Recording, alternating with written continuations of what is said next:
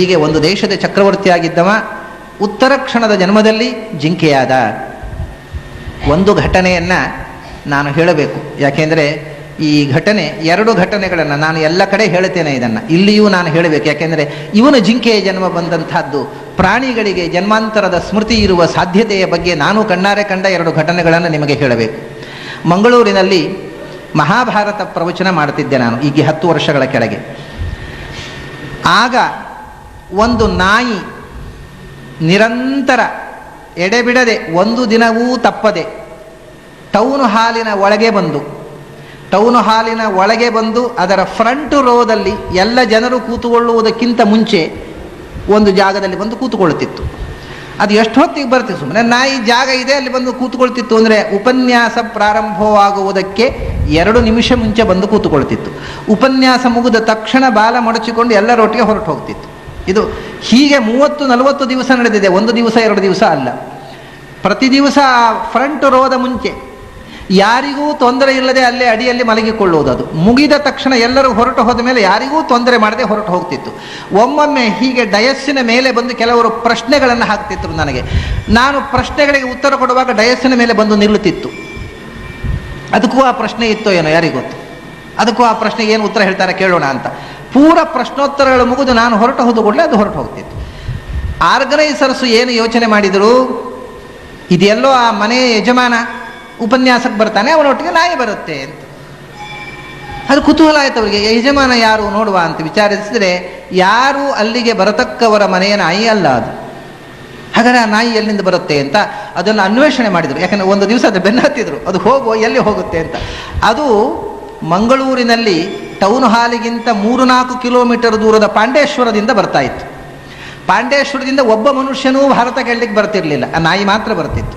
ಆ ಮನುಷ್ಯರು ಅಷ್ಟು ದೂರ ಬಂದು ಏನು ಕೇಳೋದು ಅಂತ ಯಾರೂ ಬರ್ತಿರಲಿಲ್ಲ. ಇದು ವಿಸ್ಮಯವಾಯಿತು ಆರ್ಗನೈಸರ್ಸಿಗೆ. ಒಬ್ಬ ಮನುಷ್ಯನೂ ಬರ್ತಾ ಇಲ್ಲ ಆ ಏರಿಯಾದಿಂದ. ಒಂದು ನಾಯಿ ಪ್ರತಿ ದಿವಸ ಅಲ್ಲಿಂದ ಹೊರಟು 4 ಕಿಲೋಮೀಟರ್ ನಡ್ಕೊಂಡು ಬಂದು ಟೌನ್ ಹಾಲ್ನಲ್ಲಿ ಬಂದು ಕೂತು ಕೇಳಿ ಹೋಗ್ತಿತ್ತು. ಇದು ಏನಿರಬಹುದು ಹೇಳಿ? It is not mere coincidence, some purpose must be there. ಅದಕ್ಕೆ ಏನೋ ಜನ್ಮಾಂತರದ ಸ್ಮೃತಿ, ಭಾರತ ಶ್ರವಣ ಮಾಡಬೇಕು ಅಂತ ಏನೋ ಕಳಕಳಿಯೋ.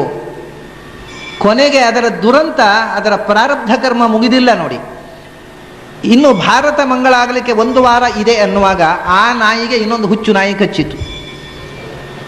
ಹುಚ್ಚು ನಾಯಿ ಕಚ್ಚಿದ ತಕ್ಷಣ ಅವು ಹುಚ್ಚಾಬಟ್ಟೆ ಓಡಿ ಇದ್ದವರಿಗೆ ಕಚ್ಚಿ ಅನಾಹುತ ಮಾಡಬೇಕಲ್ಲ. ಏನೂ ಮಾಡದೆ ಆ ವೇದನೆಯನ್ನು ನುಂಗಿಕೊಂಡು ಟೌನ್ ಹಾಲಿಗೆ ಬಂದು ಭಾರತ ಪ್ರವಚನ ಆಗುವಾಗ ಪ್ರಾಣ ಬಿಟ್ಟಿತು. ಆದರೆ ಪೂರ್ತಿ ಕೇಳುವ ಯೋಗ ಬರಲಿಲ್ಲ ಅದಕ್ಕೆ. ಏನೋ ಪ್ರಾರಬ್ಧ ಕರ್ಮ ಬಾಕಿ ಇದೆ. ಆದರೆ ಖಂಡಿತವಾಗಿ ಭಾರತವನ್ನು ಕೇಳಬೇಕು ಅನ್ನುವಂಥ ಯಾವುದೋ ಒಂದು ಸೆಳೆತ ಅದಕ್ಕಿತ್ತು. ಅದು ಯಾವುದು ಜನ್ಮಾಂತರದ ಸೆಳೆತವೋ ಗೊತ್ತಿಲ್ಲ. ಇಂಥದೇ ಇನ್ನೊಂದು ನಾಯಿಯ ಘಟನೆ ಧಾರವಾಡದ ಹತ್ತಿರ ನಡೆದಿತ್ತು. ಧಾರವಾಡದ ಹತ್ತಿರ ಒಂದು ಊರಿನಲ್ಲಿ, ಅಲ್ಲಿ ಮಲಪ್ರಭಾ ನದಿ ಅಂತ, ಅಲ್ಲಿ ಒಂದು ಮನೆಯಲ್ಲಿ ಒಂದು ನಾಯಿ. ಅವರು ಕೆಲವು ದಿವಸ ಆ ನಾಯಿಗೆ ಬೆಳಗಾತ ಎದ್ದು ಗಂಜಿ ಇಡ್ತಿದ್ರು. ಅದಕ್ಕೆ ಕೆಲವು ದಿವಸ ಅವರು ಗಂಜಿ ಇಟ್ಟರೆ ಅದು ತಿಂತಿರಲಿಲ್ಲ. ಚೈನು ಬಿಚ್ಚಿ, ನನ್ನನ್ನು ಸರಪಳಿ ಬಿಚ್ಚಿ ಬಿಡಿ ಅಂತ ಕೂಗ್ತಿತ್ತು. ಇವರು ಯಾಕೆ ಗಂಜಿ ತಿನ್ನೋದಿಲ್ಲ ಅಂತ ಸರಪಳಿ ಬಿಟ್ಟರು. ಸರಪಳಿ ಬಿಟ್ಟ ತಕ್ಷಣ ಸೀದಾ ಹೋಗಿ, ಇವ್ರು ಬಿಟ್ಟು ಎಲ್ಲೇ ಹೋಗುತ್ತೆ ಅಂತ ಮಲಾಪಹ ನದಿಗೆ ಹೋಗಿ ಸ್ನಾನ ಮಾಡ್ತಿತ್ತಲ್ಲಿ, ನೀರಿನಲ್ಲಿ ಮುಳುಗುತ್ತಿತ್ತು. ಮುಳುಗಿ ಬಂದು ಗಂಜಿ ತಿಂತಿತ್ತು. ಕೆಲವು ದಿವಸ ಮಾತ್ರ ಹೀಗೆ ಮಾಡ್ತಿತ್ತು, ದಿನ ಗಂಜಿ ತಿಂದರೆ ಹಿಡಿತು. ಇವ್ರ ಕಡೆಗೆ ಪಂಚಾಂಗ ನೋಡಿದರು. ಪಂಚಾಂಗ ನೋಡಿದರೆ ಏಕಾದಶಿ, ಹುಣ್ಣಿಮೆ, ಅಮಾವಾಸ್ಯೆ, ಪರ್ವದಿನಗಳಲ್ಲಿ ಅದು ಏನು ಮಾಡಿದರೂ ಮಲಾಪಹ ನದಿಯಲ್ಲಿ ಸ್ನಾನ ಮಾಡಿಬಾರ್ದೆ ಗಂಜಿ ತಿಂತಿರಲಿಲ್ಲ. ಅದಕ್ಕೆ ಹೇಗೆ ಗೊತ್ತಾಯಿತು ಅಂತ ಇವರಿಗೆ ಪಂಚಾಂಗ ನೋಡೋದೇ ಗೊತ್ತಾಗಲಿಲ್ಲ, ಮನೆಯಲ್ಲಿದ್ದವರಿಗೆ ಅದು ಯಾವ ತಿಥಿ ಅಂತ. ನಾಯಿಗೆ ಪಂಚಾಂಗ ನೋಡದೆ ಅದು ಏಕಾದಶಿ ದಿವಸ ಅಥವಾ ಹುಣ್ಣಿಮೆ, ಅಮಾವಾಸ್ಯೆ ಇಂಥ ಪರ್ವ ದಿವಸಗಳಲ್ಲಿ ಮಲಾಪಹ ನದಿಯಲ್ಲಿ ಸ್ನಾನ ಮಾಡದೆ ಇವರು ಗಂಜಿ ಇಟ್ಟರೆ ತಿಂತಿರಲಿಲ್ಲ. ಹೋಗಿ ಸ್ನಾನ ಮಾಡಿ ಬರ್ತಿತ್ತು. ಏನು ಪ್ರಾರಬ್ಧವೋ, ಹಿಂದಿನ ಜನ್ಮದಲ್ಲಿ ಏನೋ ಮಾಡಿದ್ದರೆ ಎಚ್ಚರ ಅದಕ್ಕೆ ಇಲ್ಲದೇ ಇದ್ದರೆ ಅದು ಈ ಜನ್ಮದಲ್ಲಿ ಹಾಗೆ ಮಾಡುವುದು ಸಾಧ್ಯ ಇಲ್ಲ. ಹಾಗಾಗಿ ಪ್ರಾಣಿಗಳಿಗೆ ಮನುಷ್ಯರಿಗಿಂತ ಹೆಚ್ಚು ಜನ್ಮಾಂತರದ